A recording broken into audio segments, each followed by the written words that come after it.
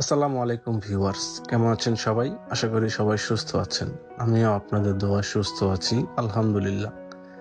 আমার আজকের গন্তব্য সিলেট বিভাগের মৌলভীবাজার জেলার বিখ্যাত শ্রীমঙ্গল উপজেলা। ঢাকার সায়দাবাদ থেকে হানিফ পরিবহনের নন এসি একটি বাসে করে রওনা দিয়ে দিলাম শ্রীমঙ্গলের উদ্দেশ্যে, যার ভাড়া ছিল 570 টাকা জনপ্রতি।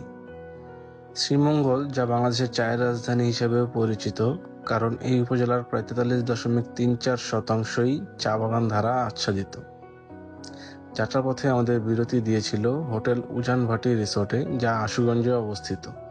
এখানে ফ্রেশ হয়ে এক কাপ চা খেয়ে আবার রওনা দিয়ে দিলাম শ্রীমঙ্গলের উদ্দেশ্যে। যেতে দেখলাম বাইরে অল্প বৃষ্টি হচ্ছে। ভোর 5টায় আমাদের বাস থেকে নামিয়ে দিল শ্রীমঙ্গলের চৌমুহনী বাস স্ট্যান্ডে।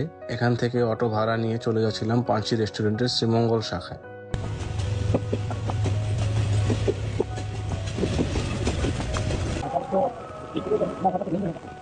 পাঞ্চি রেস্টুরেন্টে পৌঁছে তাদের কার্যক্রম শুরু হওয়ার জন্য অপেক্ষা করছিলাম এবং ফ্রেশ হয়ে আমরা নিয়ে নিলাম তাদের বিখ্যাত খিচুড়ি এবং টেস্ট করার জন্য সিলেটের বিখ্যাত আখনি, যা আসলে আমাদের তেহারির মতো, এবং খাবার শেষে নিয়ে নিলাম এক কাপ চা। মঙ্গলের কোথায় কোথায় ঘুরলাম সেটা দেখার জন্য লাইক, কমেন্ট, শেয়ার করে পরবর্তী ভিডিওর জন্য সাথেই থাকুন।